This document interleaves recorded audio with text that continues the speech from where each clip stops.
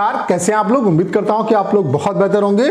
SSC MTS 2024 की final expected cut off आपकी कितनी क्या रह सकती है, इस वीडियो में हम लोग डिटेल एनालिसिस करने वाले हैं। लाखों एस्पिरेंट का डाटा हमारे पास आ चुका है। उसके अलावा सेफ स्कोर आपके लिए कैटेगरी वाइज क्या रहेगा, ओवरऑल कितनी रैंक तक आपका सिलेक्शन इस बार आपका हो सकता है, इन सब पॉइंट पे इस सिंगल वीडियो में हम लोग बात करने वाले हैं। फाइनल कट ऑफ के रिगार्डिंग आपको इस वीडियो को देखने के बाद दूसरा वीडियो देखने की जरूरत नहीं पड़ेगी। तो आपके जितने भी डाउट हैं, कट ऑफ किन किन एस्पेक्ट पे डिपेंड करती है, सारा कुछ मैं आपको इस सिंगल वीडियो में बताने वाला हूं। तो ये वीडियो आप सभी के लिए बहुत ज़्यादा हेल्पफुल होने वाला है। तो चलिए स्टार्ट करते हैं। बाकी अगर आप सीजीएल 2024 मेंस एग्जाम देने जा रहे हैं तो टाइपिंग पे अच्छे तरीके से फोकस करिए, क्योंकि अभी सीएचएसएल में ढेर सारे एस्पिरेंट टाइपिंग में डिस्क्वालीफाई हुए। और टाइपिंग के लिए सबसे ज़्यादा जो इंपॉर्टेंट है आपके लिए लास्ट टाइम पे प्रीवियस पैसेज है। तो हमने आपके लिए कंप्लीट टाइपिंग का सॉफ्टवेयर बना दिया, जिसका इंटरफेस बिल्कुल एसएससी सीएचएसएल सीजीएल जैसा है। बाकी यहाँ पे हम आपको 250 पैसेज दे रहे हैं, जो कि एसएससी सीएचएसएल सीजीएल एग्जाम में आए हुए हैं। सिर्फ इन्हीं पैसेज को लास्ट टाइम पे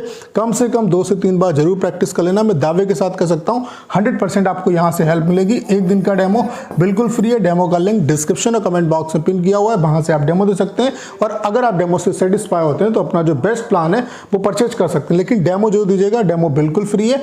लिंक डिस्क्रिप्शन और कमेंट बॉक्स में पिन किया हुआ है। सबसे पहले आपको ये जानना जरूरी है कि कट ऑफ जो है वो किन किन फैक्टर पे नॉर्मली डिपेंड करती है। तो कट ऑफ को जो अफेक्ट करते हैं वो स्पेशली 4 फैक्टर अफेक्ट करते हैं, जैसे कि एग्जाम का लेवल, उसके अलावा नंबर ऑफ वैकेंसी, उसके अलावा रॉन्ग क्वेश्चन और नॉर्मलाइजेशन जो है वो किस तरीके से आपका काम करता है। ये 4 फैक्टर इंपॉर्टेंट रोल प्ले करते हैं। अगर हम एग्जाम के लेवल की बात करें तो एग्जाम का लेवल काफी अच्छा रहा इस बार लास्ट ईयर की कंपेयर में। आप मेरी बातों पे भरोसा मत करिए, आप ये जो डाटा है इसको देखिए। यहाँ पे ये 1.5 लाख से ज्यादा एस्पिरेंट का डाटा, और यहाँ पे जो सबसे हार्ड शिफ्ट रही है उसका जो एवरेज स्कोर है वो आप देख सकते हैं 38.33 है। और जो सबसे ज्यादा इजी शिफ्ट रही है उसका जो एवरेज स्कोर है वो 74.01 है।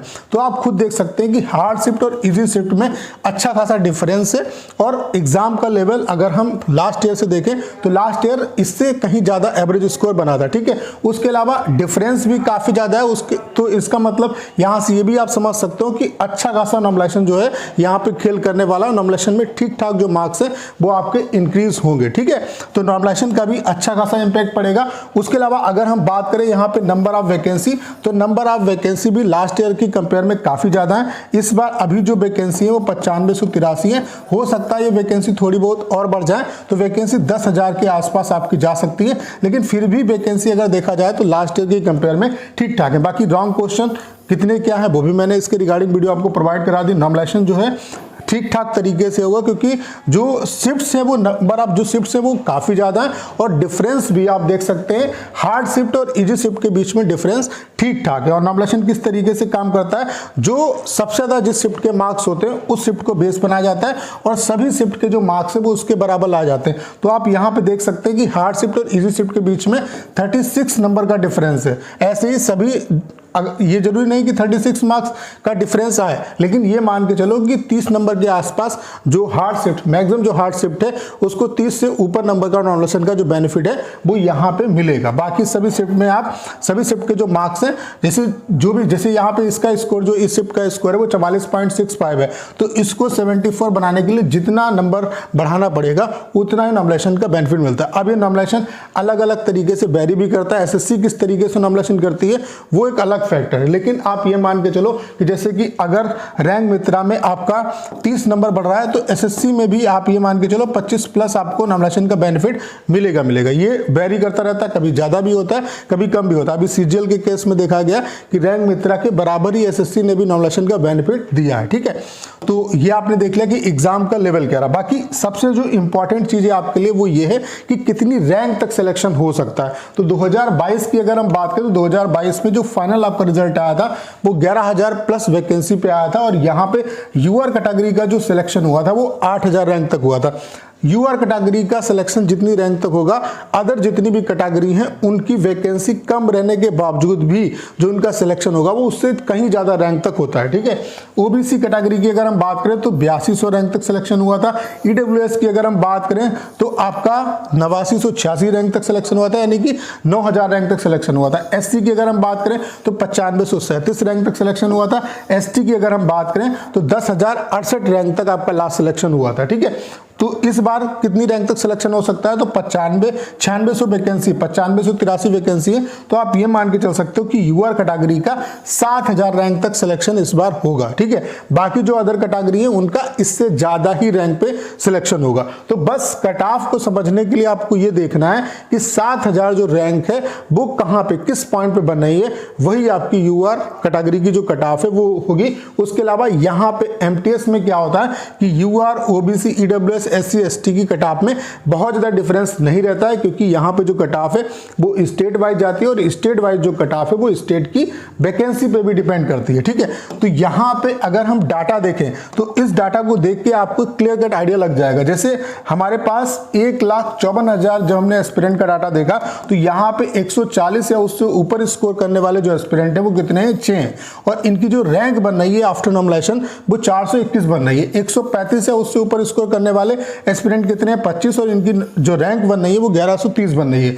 130 या उससे ऊपर स्कोर करने वाले 92 एस्पिरेंट हैं और इनकी जो रैंक बन रही है वो 2582 बन रही है। 125 या उससे ऊपर स्कोर करने वाले 352 एस्पिरेंट है और इनकी जो रैंक बन रही है वो 5245 बन रही है। 120 या उससे ऊपर स्कोर करने वाले 990 एस्पिरेंट है और इनकी जो रैंक बन रही है वो 9390 बन रही है। बस यही डाटा, इससे नीचे का डाटा जो है वो हमारे काम का नहीं। उसके अलावा यहाँ पे देखो, जब 1,30,000 एस्पिरेंट का डाटा था तो 140 या उससे ऊपर स्कोर करने वाले एस्पिरेंट कितने, 5। तो देखो 1,30,000 से 1,54,000 का डाटा आया, यानी कि 24,000 एस्पिरेंट का डाटा बढ़ा, लेकिन नंबर ऑफ एस्पिरेंट आप देख रहे हो 5 से यहाँ पे 6 हुए। इसका मतलब है ये डाटा जितना और बढ़ेगा ये कहीं ना कहीं सैचुरेशन पे पहुंच गया। तो अब इस लेवल के बाद नंबर ऑफ जो एस्पिरेंट है वो बहुत ज्यादा नहीं बढ़ेंगे और जो रैंक है उसमें थोड़ा सा आपका मल्टीप्लिकेशन फैक्टर जो है वो वर्क करेगा। जैसे यहाँ पे 140 है उससे ऊपर स्कोर करने वाले कितने एस्पिरेंट है, 5, और इनकी जो रैंक बन रही है वो 427 बन रही है। ठीक है, 135 है उससे ऊपर स्कोर करने वाले 23 एस्पिरेंट, इनकी रैंक कितनी बन रही है, 1093। 130 है उससे ऊपर स्कोर करने वाले 86 एस्पिरेंट और इनकी जो रैंक बन रही है वो 2438 बन रही है। 125 है उससे ऊपर स्कोर करने वाले 335 एस्पिरेंट और इनकी जो रैंक बन रही है वो 4950 बन रही है। 120 है उससे ऊपर स्कोर करने वाले 944 एस्पिरेंट और इनकी जो रैंक बन रही है वो 8725 बन रही है। तो आप देख रहे हैं कि जब डाटा एक लेवल पे पहुंच जाता है तो वहां पे नंबर ऑफ एस्पिरेंट बहुत ज्यादा नहीं बढ़ते हैं। तो यहां पे अब ऐसा नहीं कि नंबर ऑफ एस्पिरेंट जैसे 6 हैं तो 6 के 50-60 हो जाएंगे, ऐसा नहीं। 6 से ये 10 तक जा सकता है डाटा मैक्सिमम। ठीक है, तो यहां पे क्या है कि थोड़ा बहुत मल्टीप्लिकेशन फैक्टर भी आपका वर्क करेगा। तो अगर इन सब मल्टीप्लिकेशन फैक्टर को भी हम ऐड कर दें तो आप देख रहे हो कि 120 या उससे ऊपर जो रैंक बन रही है वो 9390 बने, तो इसका कोई मतलब नहीं। लेकिन 125 या उससे ऊपर स्कोर करने वाले पे जो बच्चे हैं उनकी जो रैंक बन रही है वो 5245 बन रही है। तो इसमें अगर हम यहाँ पे मल्टीप्लिकेशन फैक्टर भी ऐड कर दें तो यहाँ पे 125 के आसपास जो है वो 7000 रैंक बन जाएगी, वो 123, 124 या इतने मार्क्स पे। तो कहने का मतलब ये है कि जो कट ऑफ है आपकी वो कहीं ना कहीं 123, 124, 125 इसके अराउंड आपकी रह सकती है, क्योंकि यहाँ पे 125 पे 5245 रैंक बन रही है। थोड़ा सा मल्टीप्लिकेशन फैक्टर भी हम यहाँ पे ऐड करेंगे तो 7000 जो रैंक है वो इसी पॉइंट के आसपास बनेगी, 123 पे, 124 पे, 125 पे। यही समझने वाली बात है और यहाँ से आपको चीजें क्लियर हो गई होंगी। तो कितना क्या आपकी कट ऑफ रह सकती है और यहाँ पे किस कंडीशन पे ये वाले जो एस्पिरेंट है वो सेफ है, वो सारी बातें आप सुन लो, फिर उसके बाद जो है फिर कमेंट करना। देखो, अगर हम फाइनल एक्सपेक्टेड कट ऑफ की बात करें तो यूआर, ओबीसी और ईडब्ल्यूएस की कट ऑफ में बहुत ज्यादा डिफरेंस नहीं रहेगा। अगर आफ्टर नॉर्मलाइजेशन आपका जो स्कोर है वो 123 से 125 के बीच में बनना है इन तीनों कैटेगरी में, तो कहीं ना कहीं आपका सिलेक्शन हो सकता है। लेकिन किस कंडीशन में होगा, अगर आपने ऑल स्टेट प्रेफरेंस दिया होगा, अगर आपने ऑल स्टेट प्रेफरेंस दिया है या आपने जो है साउथ वाले जो स्टेट हैं उनको प्रेफरेंस दिया, ये दो कंडीशन आपकी यहां पे अप्लाई होती हैं। मान लेते हैं अगर आप नॉर्थ से कहें कि इतनी कट ऑफ जाएगी, तो नॉर्थ की कट ऑफ अमूमन साउथ से ज़्यादा जाती है। नॉर्थ की कट ऑफ आपको 130 से ऊपर ही देखने को मिलेगी। तो यहाँ पे कंडीशन क्या है कि आपने ऑल स्टेट प्रेफरेंस भराओ और या आपने साउथ के जो स्टेट हैं उनको प्रेफरेंस दिया। उसके अलावा एससी कैटेगरी की 120 और एससी कैटेगरी की 120 और एसटी कैटेगरी की 115। ठीक है, अब यहाँ पे क्या है कि कितने नंबर वाला जो एस्पिरेंट है वो सेफ है, तो वो आपका कितना नॉमिनेशन का आपको बेनिफिट मिलेगा उस पर डिपेंड करेगा। हो सकता है 90 नंबर वाला जो एस्पिरेंट है वो भी सेफ हो सकता है 100 नंबर वाला भी एस्पिरेंट सेफ हो, और हो सकता है 110 वाला भी सेफ ना हो। कहने का मतलब यह है कि आपका कितना भी राय स्कोर है, अगर वो नॉमिनेशन का फैक्टर ऐड करने के बाद कैटेगरी वाइज इतना पहुंच रहा है तो आप सेफ हैं, चाहे वो 90 पे हो, चाहे वो 100 पे हो, चाहे 110 पे हो। तो ये आपको समझ में आ गया कि कितने राय स्कोर पे आप सेफ हैं। तो आप अपना शिफ्ट देख लो, उस शिफ्ट को कितना क्या बेनिफिट मिल रहा है, जो रैंक मित्रा बेनिफिट दे रहा है उसी के आसपास बेनिफिट आप ऐड करो, और वो बेनिफिट ऐड करने के बाद अगर आप यहां तक पहुंच रहे हो तो कहीं ना कहीं आपकी जो कट ऑफ है वो क्लियर हो जाएगी। ये मिनिमम कट ऑफ है, बाकी मैक्सिमम कट ऑफ जो है वो आपको पता है कि यहाँ पे 140 भी जा सकती है, 145 149 तक जाती है आपकी, लेकिन इस बार उतनी नहीं जाएगी। लेकिन नॉर्थ के स्टेट में नॉर्मली कट ऑफ आपकी हाई रहती है। तो ये कट ऑफ कहाँ पे है, अगर आपने ऑल स्टेट प्रेफरेंस दिया या साउथ के जो स्टेट है उनको प्रेफरेंस दिया, ये मिनिमम कट ऑफ है, यानी कि मिनिमम जो सिलेक्शन है आपका वो इतने नंबर पे हो सकता है। अगर इससे कम नंबर है आफ्टर नॉमिनेशन तो कहीं ना कहीं चांस बहुत कम है। ठीक है, तो आफ्टर जो नॉमिनेशन आपकी कट ऑफ है वो इतनी रह सकती है। तो उम्मीद करता हूं कि जितने भी डाउट हैं वो आपके क्लियर हो पाए होंगे। उम्मीद करता हूं कि आज के बाद आपको फाइनल कट ऑफ के रिगार्डिंग जो है दूसरी वीडियो देखने की जरूरत नहीं पड़ेगी। आपके जितने भी डाउट हैं वो क्लियर हो पाए होंगे। करना क्या है, इस वीडियो को शेयर करना है। उसके अलावा अगर आप चैनल पर नए हैं और आपने अभी तक इसे सब्सक्राइब नहीं किया है तो प्लीज चैनल को सब्सक्राइब करना मत भूलिएगा।